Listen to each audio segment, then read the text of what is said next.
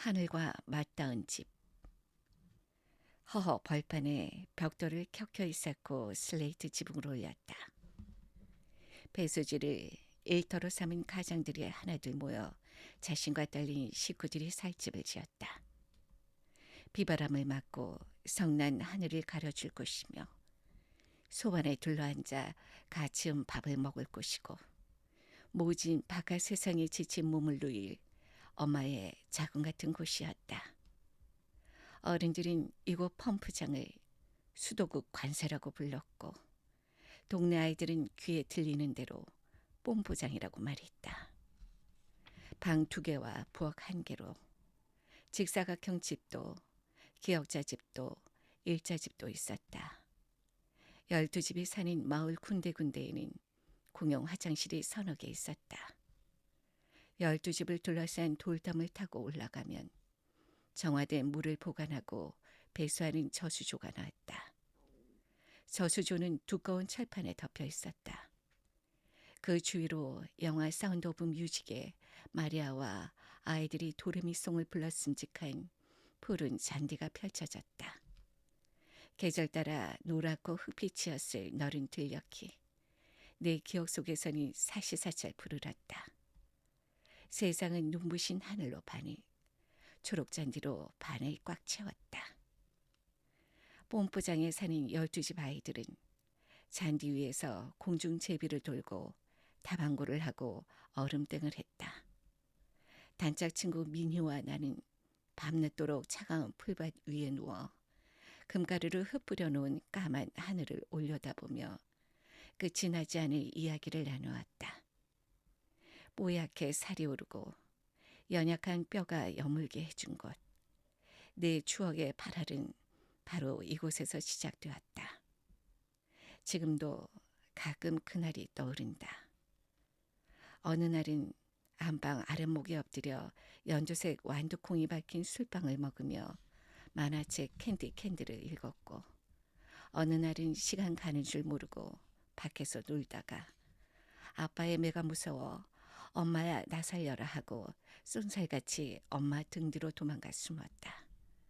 엄마는 검은 떼국물이 흐르는 얼굴로 배가 홀쭉해져 집에 들어온 나를 보며 아궁이에서 팔팔 끓는 물을 바가지로 퍼서 부엌 한가운데 놓인 빨간 고무다라이에 부었다. 까마귀가 친구야 하겠다. 어여 씻자. 엄마가 팔꿈치로 물 온도를 맞추면 나는 옷을 벗고 따뜻한 물속에 들어가 앉았다. 하얗게 모락모락 오르는 김과 달걀 비누의 강한 향에 스르르 눈이 감겼다. 별 5개 달린 고급 호텔에 거품 목욕이 부럽지 않았다. 엄마는 비누칠을 하고 떼수건으로 내 몸 이곳저곳을 공들여 밀며 주문을 외웠다. 이 손으로 좋은 일 많이 하고 푹푹 나눠주는 사람이 되어라. 이 발로 넓은 세상 마음껏 돌아다니고 세상에 빛과 소금 같은 사람이 되어라. 이 눈으로 책 많이 읽고 원 없이 공부해라. 때때로 주문은 조금씩 바뀌었지만 대체로 그런 내용이었다. 나는 엄마의 말을 신뢰했고 그렇게 될 줄로 믿었다. 온몸이 노곤해진 나는 배춧국 한 그릇을 배불리 먹고 숙제하다 꾸벅꾸벅 졸기 쓰였다. 겨우 신용을 마치고 방에 깔린 이불 속으로 들어갔다. 갓 풀을 먹여 사각대는 요에 누우면 공중에 붕 뜬 것처럼 몸이 가벼웠고 이내 몽롱해졌다. 어느 집에선가 들려오는 9시 스포츠 뉴스 소리. 밤늦게 싸돌아다닌다고 다 큰 자식에게 호통치는 소리. 갓 태어난 아기의 울음소리가 꿈결처럼 잦아들었다. 내 것, 네 것이 따로 없는 동네 사람들이 지긋지긋하게 싫었지만 그곳을 쉽게 떠날 수는 없었다. 내가 기억이라는 걸 할 수 있을 때부터 아빠가 직장을 옮겨 쫓겨날 때까지 무려 15년을 한 곳에서 살았다. 만리동이가 199번지. 하늘과 맞닿은 세상에서 가장 높은 동네였다. 좋게 말하면 옹기종기, 사실적으로 표현하면 다닥다닥 붙어 살았다.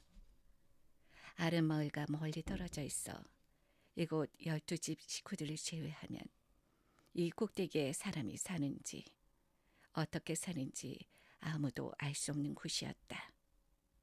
큰 마당에 오래된 나무의 그네를 매달아 타고 발을 구르면 별이 발끝에 차이고 쪽마루에 앉아 가래떡을 먹다 팔을 쭉 뻗으면 노란 보름달에 닿을 듯했다.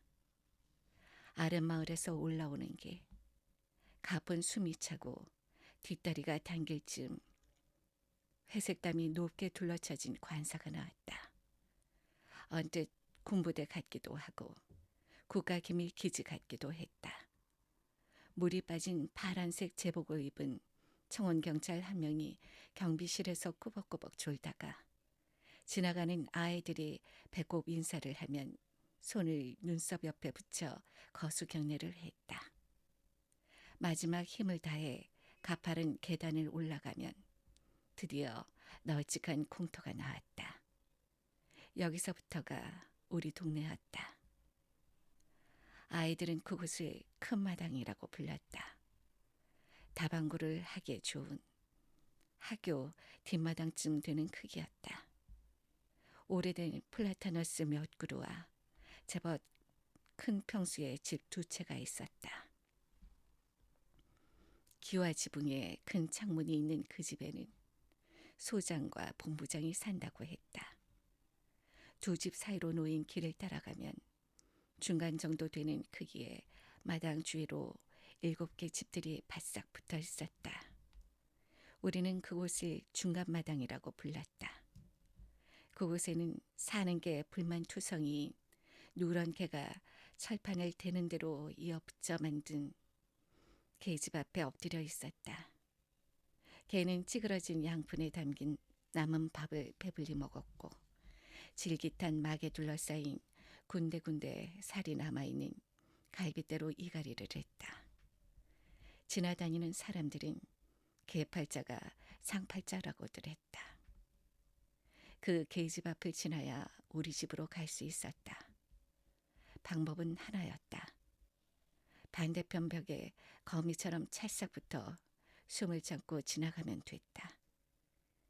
세계 3대 거짓말, 아니 최소 5대 거짓말 중 하나가 우리 집 개는 물지 않아요 일지 몰랐다.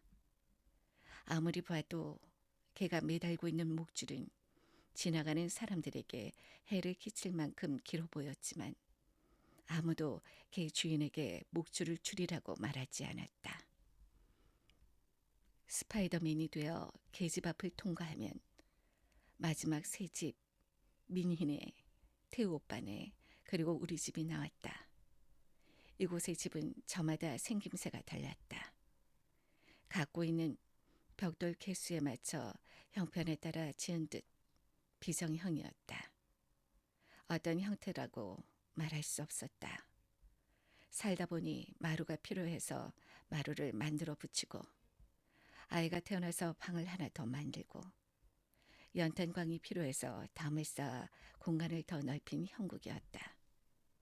우리 집도 그렇게 지어진 집 가운데 하나였다. 대문을 열면 바로 부엌이 나왔다. 부엌에서 미닫이 문을 열면 안방이, 안방에서 문을 열면 작은 방이 나왔다. 작은 방 뒤쪽에 광이 있었는데 그곳에는 시커먼 연탄, 커다란 다라이, 김장할 때 쓰는 대나무 채반이 차곡차곡 겹쳐 있었다. 화장실은 민희네, 태우 오빠네, 우리 집이 공동으로 사용했는데 딱 세 집의 중간쯤에 있었다. 엄마는 시멘트 부엌 바닥을 나일론 빗자루로 싹싹 빗질하고 그 위에 물을 뿌렸다.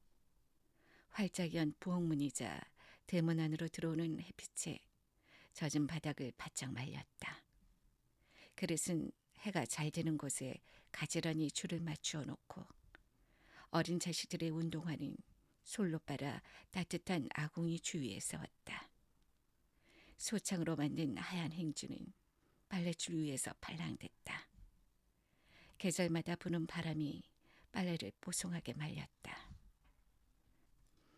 아빠는 초배지 위에 시멘트 포장지를 얇게 펴서 두어 겹 바르고 콩기름이 묻어나는 콩댐을 발라 노르스름한 장판을 만들었다. 아랫목은 불에 탄 진갈색, 그 위로는 연갈색, 냉골처럼 주운 윗목은 처음 그대로인 노란색이어서 방바닥이 온통 군 고구마 같았다. 안방 구석에는 눈처럼 하얗게 삶은 걸레가 플라스틱 통 안에 가지런히 담겨 있었다. 부엌 찬장 안쪽에는 1년 내내 부은 갯돈을 타서 장만한 보라색 수국 콜의 찻잔 세트가 있었다. 우리 집 문지방을 넘는 손님들을 대접할 때 쓰는 엄마의 보물이었다. 엄마는 쉬는 법이 없었다. 그 옛날 한복집 아주머니가 바느질을 하면서 손님을 맞이하듯 엄마는 광인하게 걸레질을 하며 고구마 순 껍질을 벗기고 멸치똥을 빼면서 마실려온 동네 아주머니들의 하소연에 고개를 끄덕이고 밥대를 놓친 화장품 방문 판매 아주머니에게 인절미를 구워다 주었다. 엄마의 바지런한 손길이 방금까지 머물다 간 화분들이 치맛단을 따라 박음질된 레이스처럼 돌려있고 대문 옆 담벼락에는 수도꼭지 하나, 크기가 제각각인 항아리 몇 개가 있었다. 평범하게 짝이 없는 화분과 항아리를 엄마는 윤이 나도록 쓸고 닦았다. 나는 엄마가 언제고 떠날 집, 아무도 봐주지 않는 막다른 구석집에 시간과 정성을 쏟는 이유를 알지 못했다. 그때 엄마 옆에 앉아 꽃 이름을 물어보고 힘겹게 싹을 올린 식물을 대견해 했더라면 다 마른 빨래를 같이 걷으며 수다를 떨고 엄마와 눈을 한 번 더 마주쳤다면 어땠을까.